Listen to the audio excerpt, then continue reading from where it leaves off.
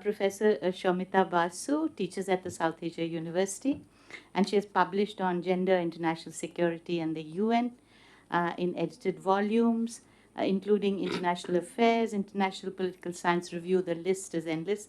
She has co-edited, and this is a very interesting book I would like to recommend to the young scholars around the table, New Directions in Women, Peace and Security, 2020, where she highlights some of the limitations of the resolution 1325 itself and the kind of counter arguments that are being put forward, especially from what is called today the global south. Well, I don't know if that nomenclature really fits well, because there are parts of the global south in the global north, and there are parts of the global north in the global south. So it becomes difficult to homogenize that. However, Dr. Basu is a senior guest professor at the Institute of Political Science and Sociology, University of Würzburg, Germany, and a research fellow of humanities at the University of Free State, South Africa. And of course, we're delighted to share. And of course, she's been at the University of Southern California and Kenyon College in various capacities. She was also associated with the project of the Women's International League for Peace and Freedom, the real, the mother of women's activism in peace. And I'm very happy to say that she was also once a member of the WISCOMP team. I think she cut her teeth on 1325 there. All right. Thank you. Over to you, Shamita. And given your extensive research on the WPS agenda, would you tell us how you read the recent organizational changes, and does the new global architecture and narrative indicate a greater commitment to women's substantive representation, or do you see there's a pushback because of the difference in regimes across Europe and other places? Yeah, thank you. Thank you very much. It's been a very enriching afternoon, and thank you for all your insightful contributions. Speaking at this hour also means that I decided to get rid of most of my prepared remarks, and I would like to speak to some of the points that have come up in the discussion while still addressing the brief that was assigned to me. So, a few points. First, when I was asked to consider the sort of new peace architecture, as it was mentioned also, which is informed by gender lenses, I mean, there is so much going on that it can be quite overwhelming. Actually, you sit and go through all the policy documents. So, I thought I'd maybe look at the new agenda for peace that was released by the Secretary General, the policy brief earlier this year. And one of the action points in that is the action point 5 is to transform gendered power dynamics in peace and security.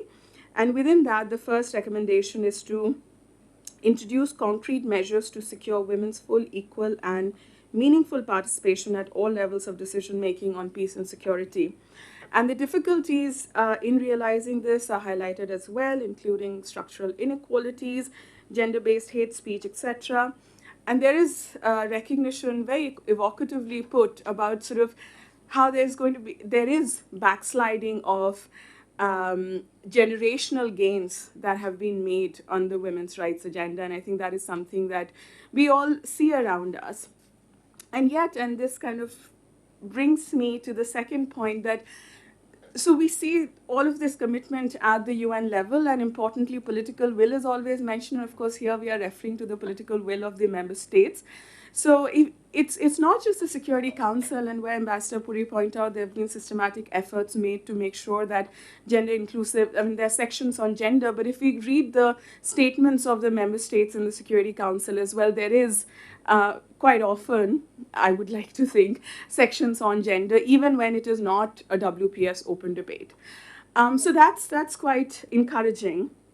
And at the same time, as we know, financing has been a huge problem, and there are all kinds of issues that have been highlighted at the discussion today. So, and then as a now turning into a bit sort of putting my academic hat more firmly, I thought I just segue into putting a few questions on the table that we could think about if there's time for question and answer. So the first one is that on the one hand, we are seeing this amazing architecture on gender and peace building. At the UN, at the regional levels, ASEAN last year had a regional action plan on WPS. Um, the NATO and the European Union strategies have also been mentioned. So that's very encouraging. Um, Simultaneously, though, we have this, return of all, very narrow ways of looking at peace and security, not least in how they kind of devolve into armed conflicts and have in many parts of the world.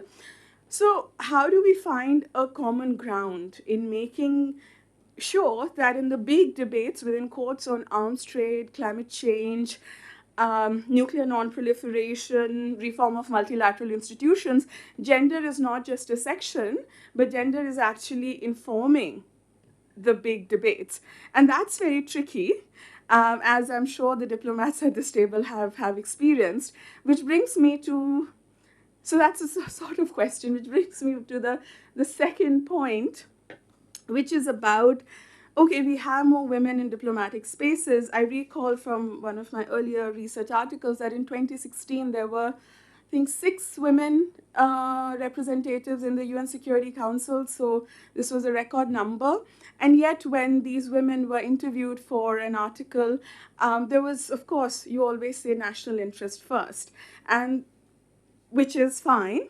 But what I also want to point out is that in many parts of the world, including in India, national interest is being defined differently.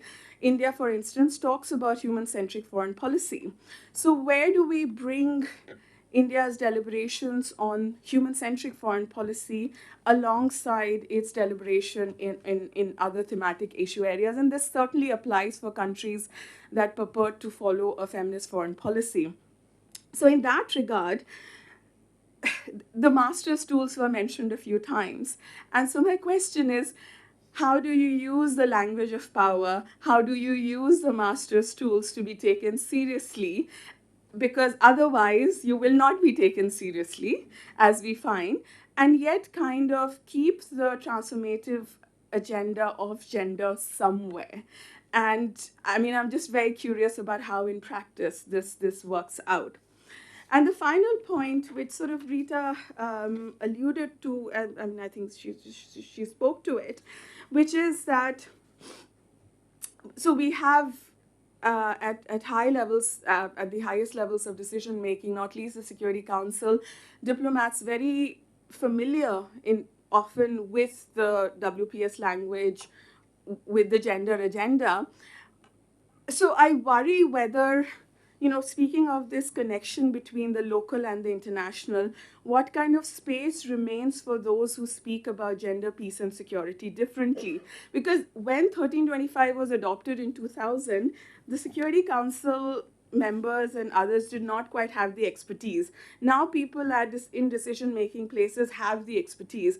And so there's a danger that then, the pathways to connecting with local peace building initiatives might not be there as much, and this is something that perhaps needs, definitely needs more attention. Thank you. I'll leave it at that.